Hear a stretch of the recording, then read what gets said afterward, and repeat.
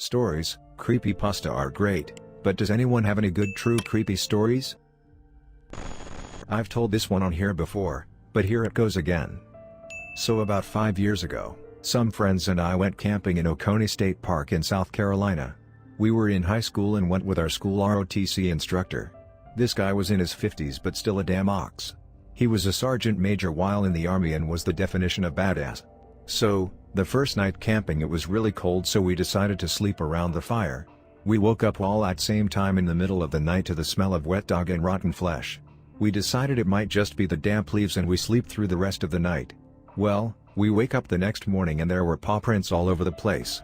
I'm not talking just around the outskirts of the site, I mean there were paw prints 4 feet away from where I laid my head that night.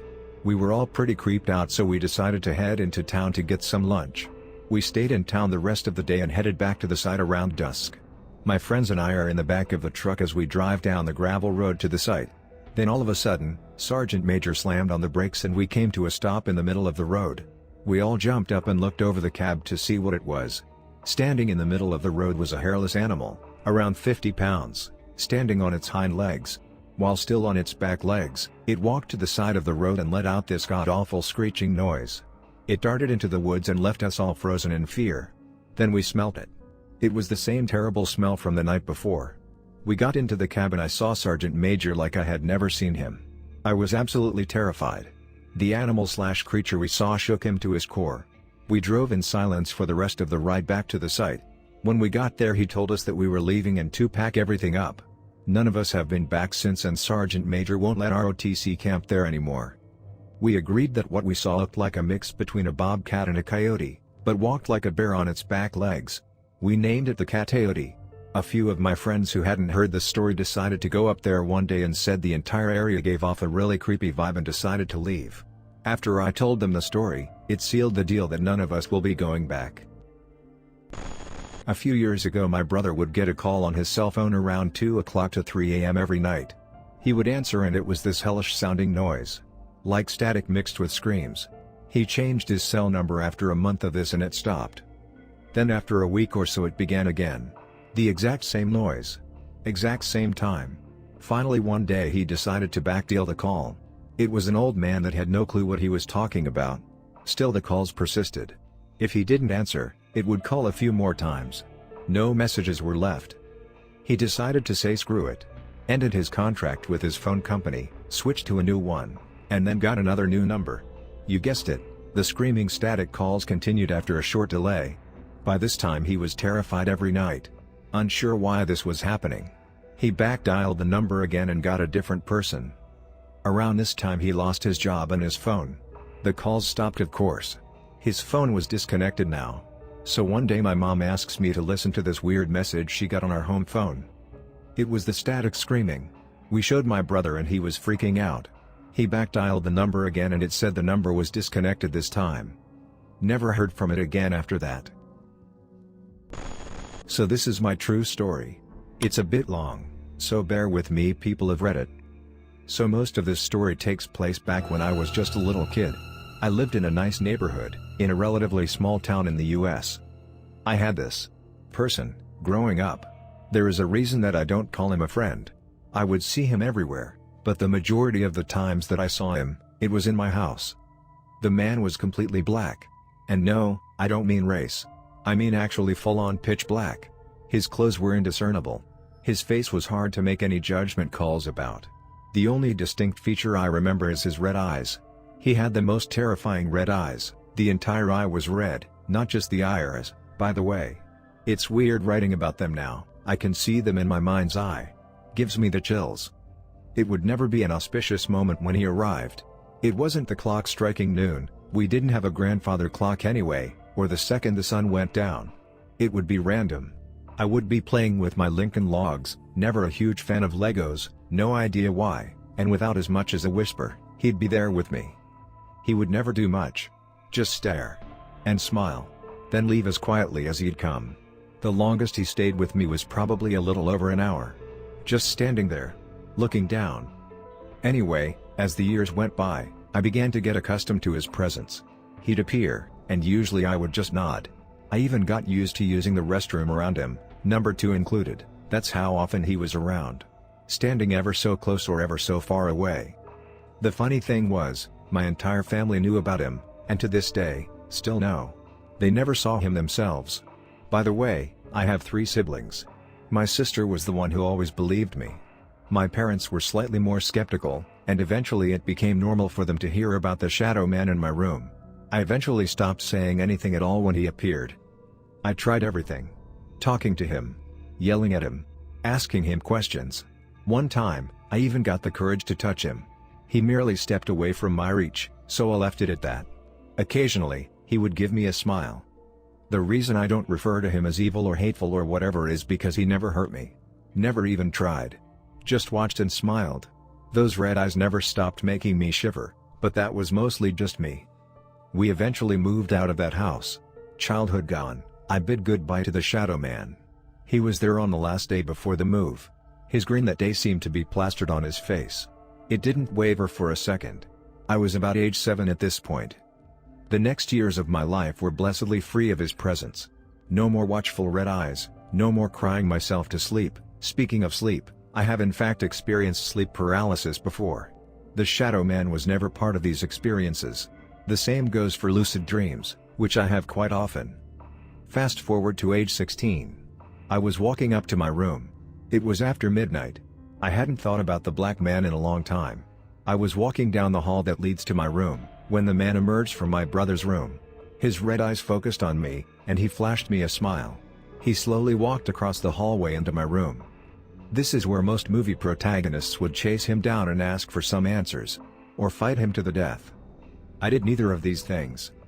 I turned around, walked back down the stairs, and left my house. I then sat on the curb until morning. I haven't seen him again since then. My sister still remembers him though. My parents remember hearing so much about him, but think that it was just my imagination. To be fair, I am a pretty imaginative person. I daydream a lot, but nothing ever physically manifests out of these daydreams. I understand why they are skeptical. There are probably a few details that I left out. I kind of just jotted this down on my phone really fast. Feel free to ask for clarification, and if you have any answers for me, I'd love to hear them. My main questions are, what the hell? Why me? And is this going to happen again? Also, who is he? I honestly don't know what to think. I mean, should I be worried? Should I see a psychologist? A clergyman? Anybody? This has been on my chest for a while now. Edit. Wow. So much support and similar experiences being offered.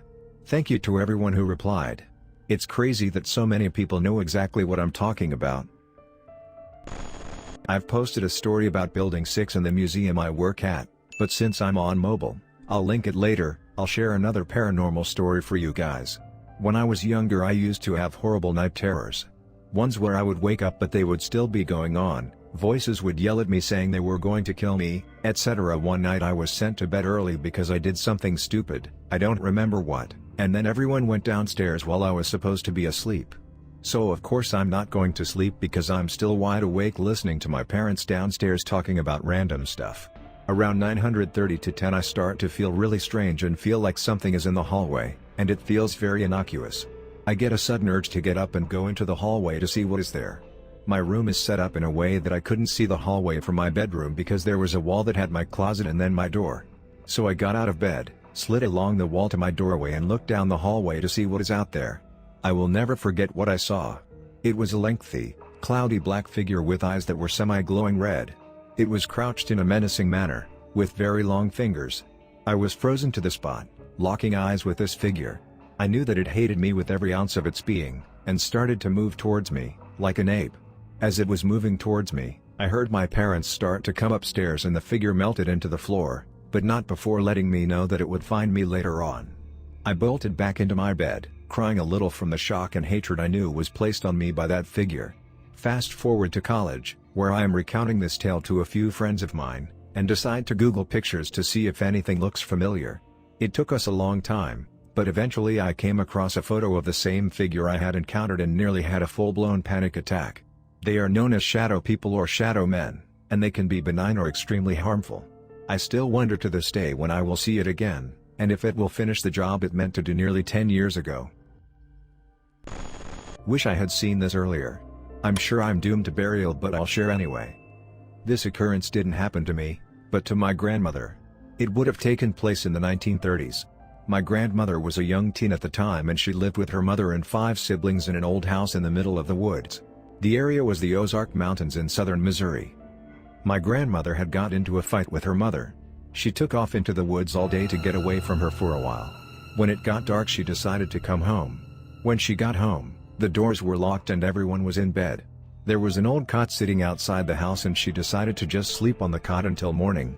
In the morning, when she woke up, there was some creature sitting at the end of the cot.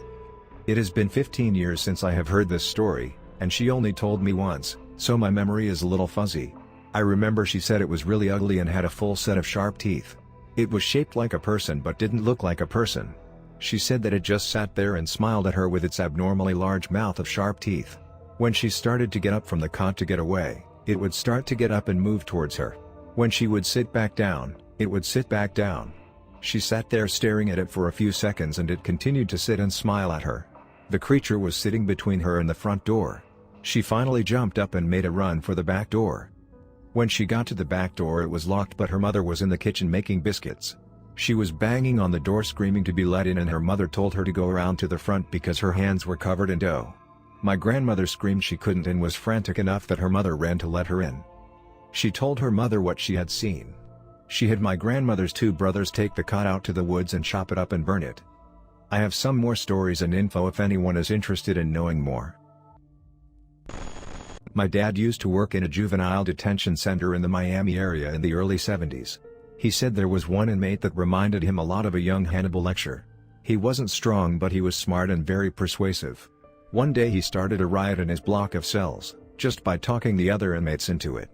My dad and another guard were sent in to check it out and try to calm things down. Everybody in the block was going crazy, banging on the bars, howling and yelling at each other. Everybody except young Hannibal Lecter. He was standing still in the middle of his cell with his arms folded, smiling and muttering the same phrase over and over, quietly. My dad tried to focus on what he was saying, and after a couple seconds he understood. The inmate was reciting my dad's home phone number. Edit: I don't know how he got it. Maybe he bribed another guard into getting it for him, or he saw it written on some form on his way between rooms or something. The guy never called my dad. In fact, he never really got any strange phone calls ever. But the level of determination this inmate must have had, all just to freak my dad out, was simply impressive. I was once featured in a St. Jude's Survivor newsletter when I was about 5 years old in the early 90s. The newsletter went out across the country and apparently into Canada.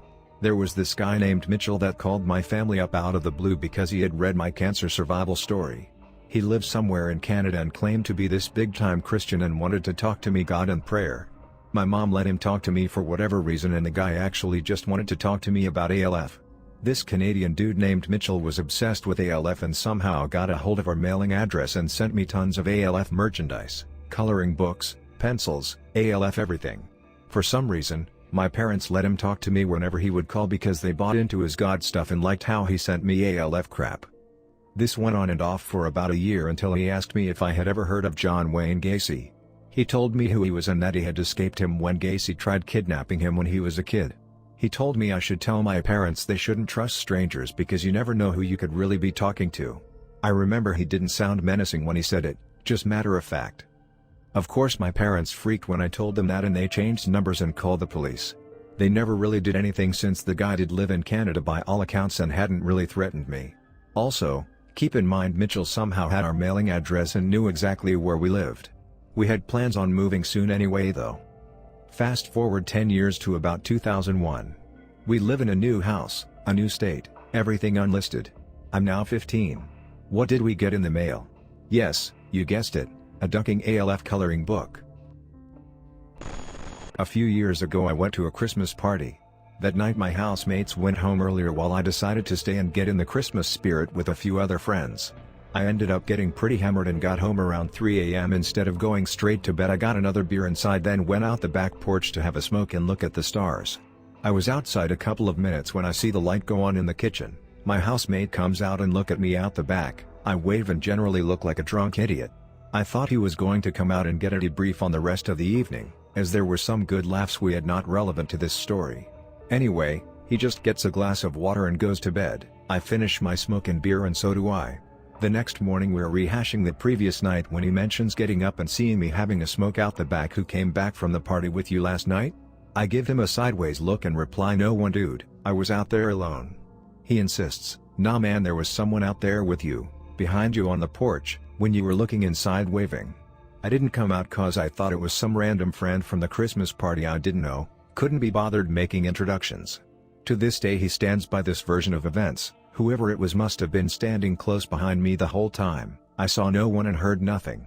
Gives me the willies every time I think about it. When I was 2 years old, my uncle committed a double murder and suicide. He was a meth head and had been taking money from my grandmother, and finally one day she told him no more. That just happened to be the day I was at their house. He went to his room and brought out a shotgun. He shot my grandfather in his face. My grandmother ran and grabbed me. He shot her in the back. She dropped me and rolled over. He pulled out a big knife and hit her in the neck with it. He then turned his attention to me. I remember this vividly. I was crying and he picked me up, rocked me for a minute and sat me in my swing. He pointed the shotgun right at my face. Then all of a sudden he just stopped. Like something was fighting with him. Like physically prevented him from blowing me into a million parts. Next thing I know, the gun is in his mouth and bang. That is all I remember. My parents never told me a single thing about it, and up until a year ago they didn't know I knew about it. When I told my dad, he starts crying and tells me how I was just swinging in my swinger like someone was pushing me. I had forgotten about it until I was like 13 and all of a sudden I remembered. It ducked with my head for a while. Not my story, but my boyfriend, who for the sake of the story we will call Bob, shared this one with me. When he was about 8 to 10 years old, he isn't sure of the age, he would receive calls on the house phone from some mysterious guy. The guy would call when Bob was the only one home, before his brother, who was 3 years older than him, would come back from school and when his parents were working. This guy would curse Bob out and tell him to shut up and to do whatever I say. The guy told Bob that he knew where he lived, he knew where Bob's parents worked, and he knew that Bob was alone. The guy told Bob that if he told anyone that he was calling Bob's home, he would kill his parents or him. Guess whatever was more terrifying that day? Being the young, scared kid at the time, Bob complied and would do things like take off his clothes while on the phone or dance around in the living room. Bob didn't tell me the full extent of the stranger's demands, but a part of me really doesn't want to know.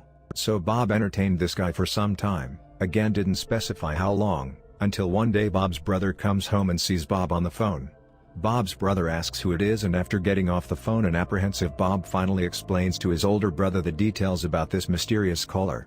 When Bob's older brother found out, the next day he came home early for the call and with a few friends on speakerphone told the guy to duck off and that they would find him and with their posse make his life a living hell. Bob lived in a predominantly Italian neighborhood where the mob life was very real. After they confronted the guy on the phone, the calls stopped and they were never harassed again. It makes me wonder if the guy on the phone was someone in the neighborhood or if it was some random guy across the country who got his thrills off these type of phone calls.